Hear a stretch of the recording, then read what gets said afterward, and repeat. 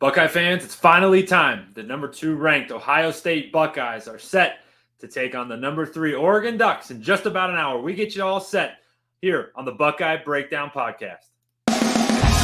We've got the whole crew together as we cover Ohio State with our instant analysis from Ohio State. There's something that doesn't feel right. Unbelievable effort from him today. Is E.J. Liddell going to crack the first team All Big Ten? I think he can be the guy. I'm not trying to start a quarterback controversy. He seems to have the durability. He certainly has the toughness. This is the question on a lot of people's minds here. Welcome to Buckeye Breakdown.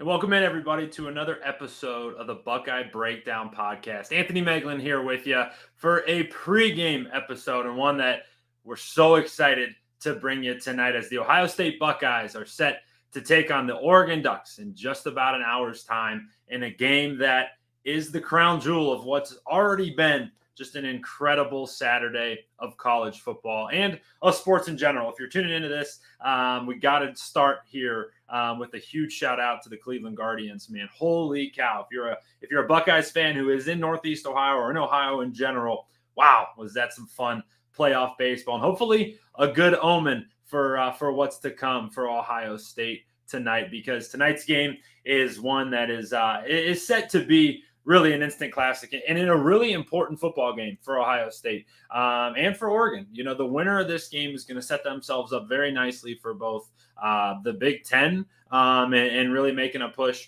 to make it to Indianapolis for the Big Ten championship game here in a few months, but also in the national landscape. Keeping that loss column with a goose egg in it is something on the minds of all teams, but especially tonight when it is number 2 versus number 3. The flip side of that, though, is that whoever does come out on the short end of the stick, their season's not going to be over if it's not a big blowout or something like that.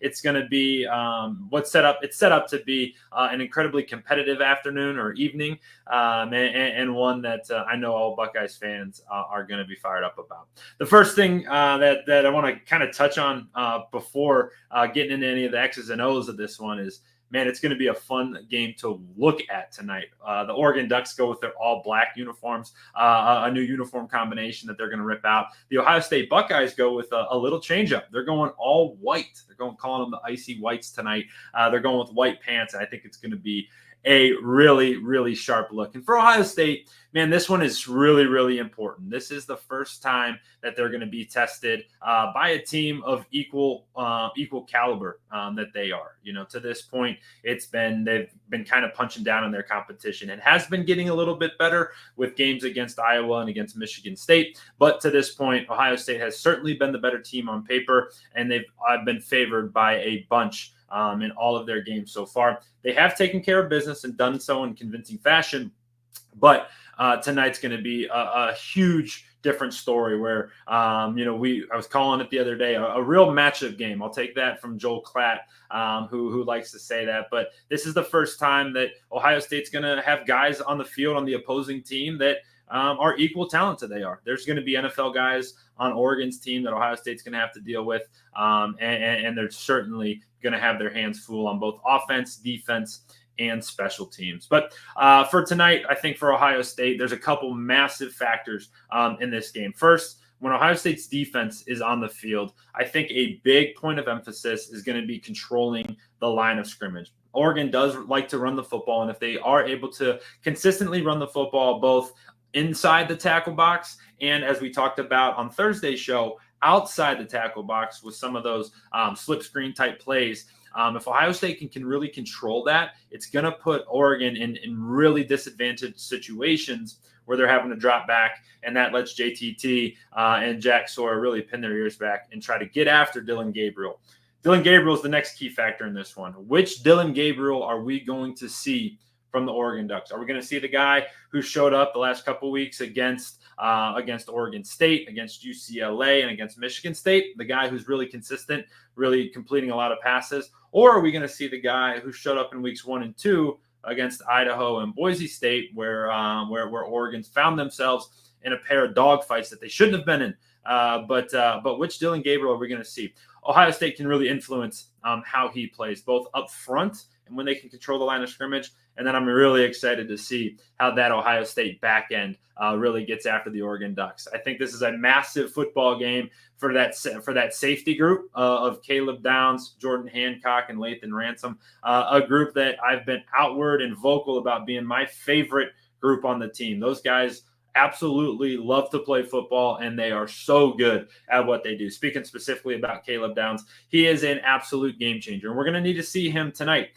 Oregon's going to come into the game here with really the first time that Ohio State's going to be tested personnel-wise, and I'm not so much so as what I talked about at the front of, hey, there's NFL guys on the field, but Oregon's going to be able to match this team with their personnel, talking about tight ends and talking about receivers, and they're going to be able to dictate what personnel groups Ohio State's going to be able to put on the field. That can all be flipped if the Ohio State safety room can make their impact and do what they've been doing, where they can play in the box, they can play in the post, they can play deep, they can play short, they can play at the second level, they can do all sorts of things, and that really makes a huge matchup problem for the opponent. Something that we're going to have to be keyed in on as this game really fleshes itself out. And then on the outsides, your two leaders, Davis Igbinosun on one side, Denzel Burke on the other. Those are two guys you've come to trust. They're leaders of this team, and they're a group. They're two dudes who can really change football games and really eliminate guys on the outside. And it's going to be up to them to help slow down this Oregon passing attack.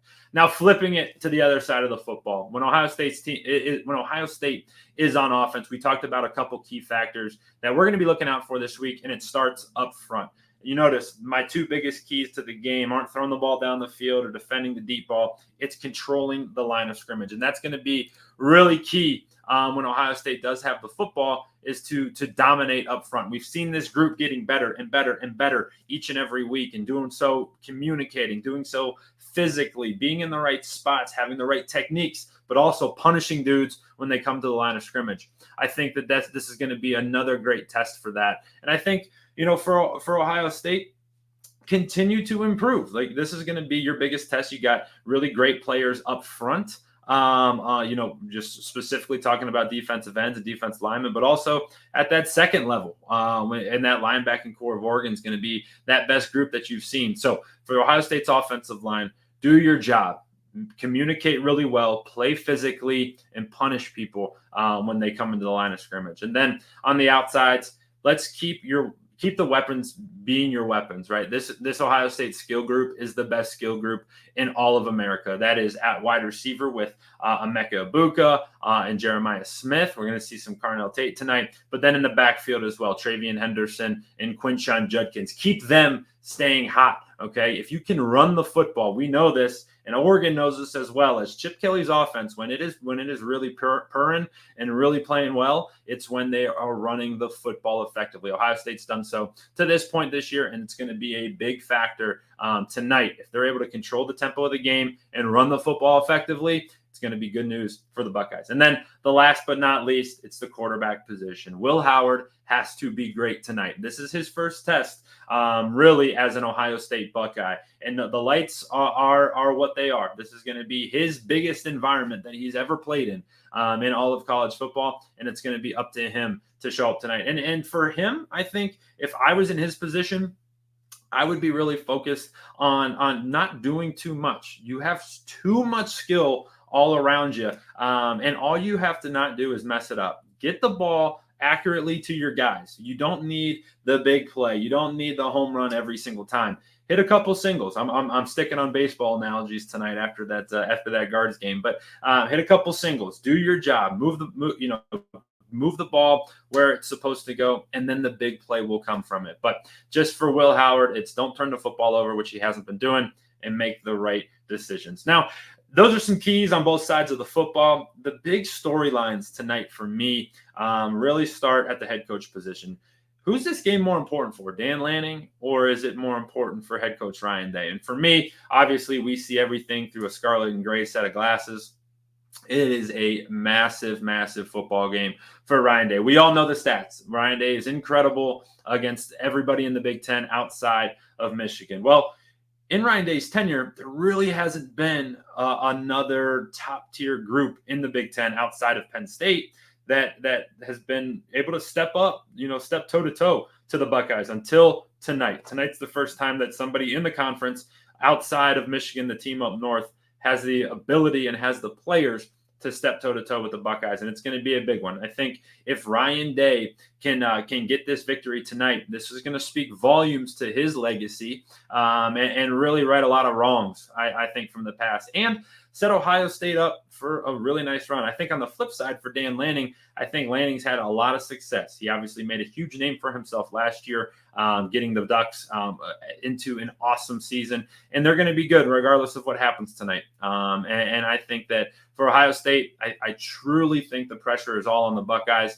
and that they go across the country, look the part, and take care of business. And I think that they have a great opportunity to do so. Some fun stuff for tonight. A couple lines. I'm a betting man myself, so I'll have some action on this game. But as it stands right at the moment, Ohio State is 3-point favorites. So they're getting 3 points. And the over-under is at 55. For me, I'm taking the Buckeyes, and I think I'm taking the Buckeyes big. I think Ohio State just has too much, and they have too much in terms of skill position. They have too much in terms of electricity, if you will. The big play is going to be far too much. And when Ohio State does have to get in the trenches, I think that they're going to outman that Oregon front, whether it be on offense or be on defense. So I think Ohio State controls the tempo and does so and takes care of business in a really convincing fashion. I don't think it's going to get off to a hot start. I think it's going to feel a little bit like Iowa, where it's kind of back and forth, maybe not as easy. But when we saw it, when that Buckeye avalanche starts, it's really, really, really hard to stop. And I think it's going to happen tonight. My prediction for the game, I got Ohio State 38, Oregon 21. So Ohio State comfortably pulls away, gets on the buses, heading back to the Eugene Airport to fly cross country back to Columbus with a really nice victory over the number 3 team in the country. And I think if these mid-afternoon games hold firm, Ohio State will either stay at number 2, maybe we'll jump Texas, but it won't matter. Texas looks to be well in hand of a nice victory in the Red River rivalry, but it doesn't matter. Ohio State takes care of business tonight and does so pretty convincingly. All right, we got so much more content coming your way. Obviously, I'm running solo tonight. We were anticipating having some boots on the ground, but thanks to the Cleveland Guardians, we had to change a lot of plans. So nobody out in Eugene. So what we're going to do right after the football game is the moment that clock hits 0, I'll be back live with you, and we're going to open this thing up. We'll talk a lot of the game. We'll talk through a lot of the scenarios that happen, whether Ohio State comes out on top or if they slip up. But I want it to be an interactive session. We're going to jump in. We're going to be taking, comments from you guys and open this thing up to everybody, talking about either a huge Buckeyes win or a disappointing Buckeyes loss. So that's coming right after the game. But during the game, we'll have you covered on social, anywhere you get your social media, but also over on our website, si.com/college/Ohio State. All things written, we'll have you there. We'll also have you post-game there as well. But subscribe to our channel. Jump back in with me right at post-game. Whatever happens tonight, we'll be jumping back on and want to make sure that we get with you and hang out late night tonight. But excited for a huge matchup. We are 45 minutes away from kickoff, so you got a little bit of time. Finish watching up this crazy Penn State USC game. BYU looks like they're going to handle business. Get set for an awesome evening slate. You got Tennessee, Florida. You got a bunch of stuff, but as we've said, the crown jewel is the game we're going to be watching. Number 2, Ohio State versus number 3, Oregon. Coming to you here, 45 minutes, but tap back in with us afterwards here on Ohio State Buckeyes on SI.